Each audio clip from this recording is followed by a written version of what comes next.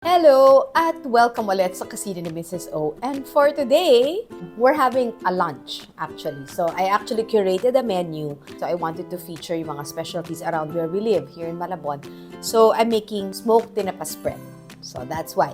So i-demo ko lang siya how to make smoked tinapa spread. So basically kasi ang daming nagtitira pa dito. So parang kanya-kanyang parang smokehouse.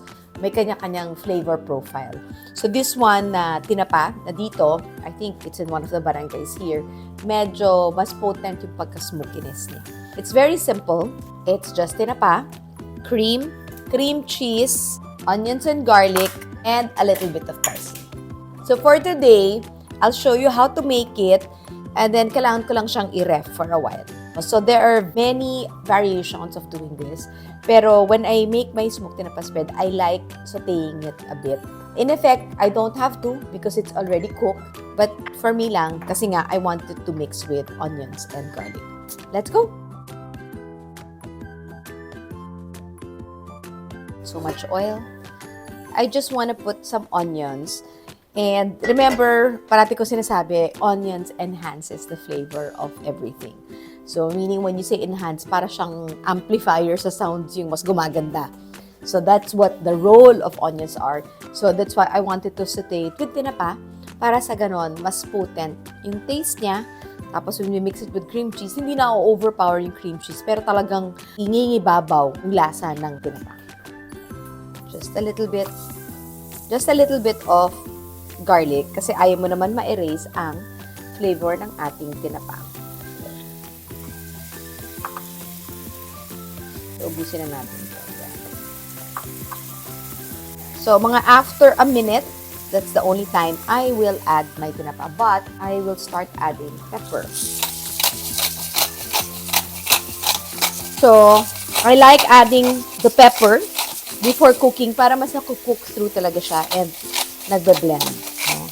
Ang onions will be very flavorful if we saute it. Okay, so that's just also one of the rule. Kunyari, boil mo siya, mas bumababa yung taste profile niya. Okay, so kailangan sinosaute natin para mas maning lasa.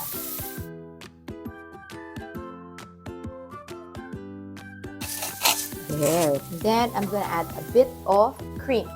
So, we're not gonna add salt anymore kasi nga, yung tinapa, may ano na siya, salty na siya.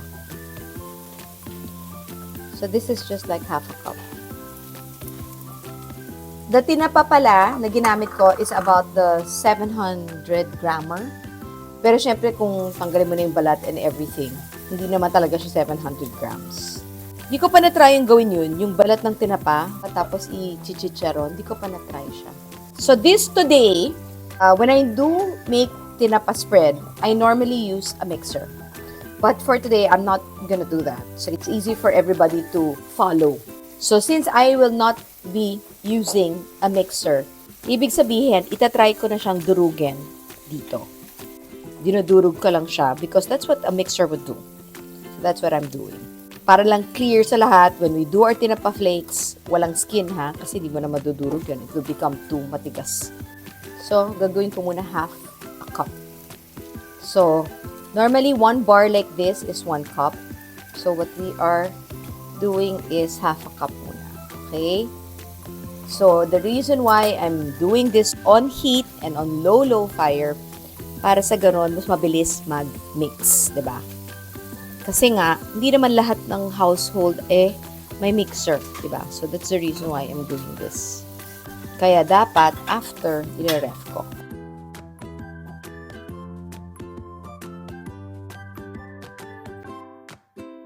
Kaya ako siya linalagay sa heat para madaling mag-mix, no?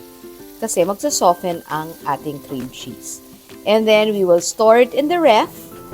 Tapos tomorrow, ready na siya for plating. Serve na natin with crackers, with chicharon. Masarap din siya. Yeah. Yeah.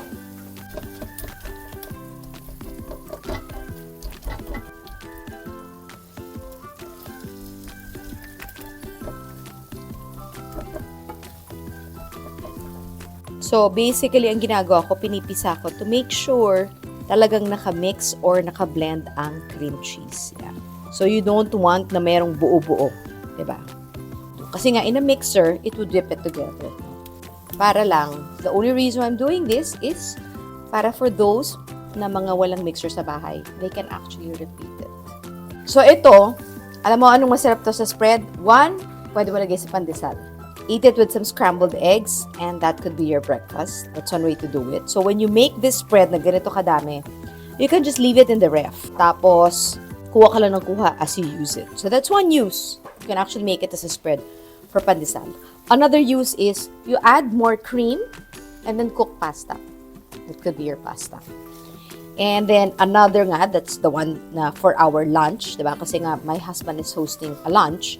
Mag-aano kami with smoked tinapa and I'm gonna serve this with crackers and some chicharon. Can you see it? Nawawala na yung buo-buo, diba? Sakit lang siya sa muscles, no? So, importante ba yung cream cheese? Yes, because it adds body. If it's butter, it's masyadong matigas naman. So, you want it to be creamy. You want it to be spreadable, diba? Yan. Malapit na. May konti na siyang nabubuo. I'm just gonna add a little bit of parsley just for color. So, kung iniikot-ikot ko siya ngayon, malambot na malambot siya. So, that's why I wanted to do it sa heat. Kasi kung imimix mo siya without sa heat, medyo ang tigas ng cream cheese, diba? Masakit na sa braso. Yan. So, ngayon, I will now just keep it in the ref, cool it down, and then we'll show you how to plate it. Okay? So, again, you can just keep it sa ganito. Pwedeng pang sandwich, pwedeng pang pandesal, pang spread, pang pasta. Yan. And for those who are actually like nagtatry na no carbs, just get vegetable sticks like carrots or pepino and then you eat it like that. So it's perfect. So that's our smoked tinapa dip. Okay, remember kahapon gumawa tayo ng smoked tinapa at today yung party. So what I will just show you is how we will plate it. Ito na yun. Plating na.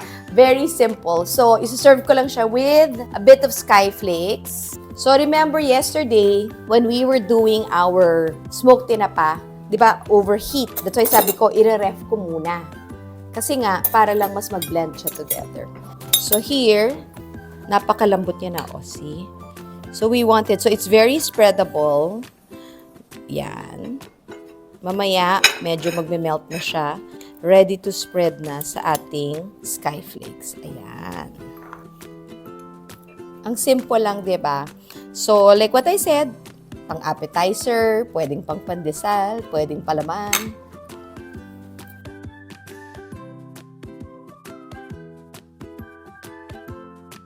So, here you go. It's very simple. So, basically, I'm not saying you use sky flakes, but you may use any brand.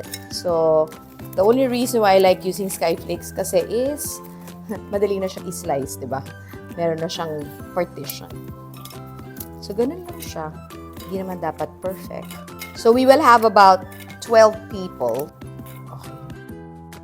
And there you go. That is our smoked tinapa with sky flakes. Thank you for watching Kusina ni Mrs. O and enjoy!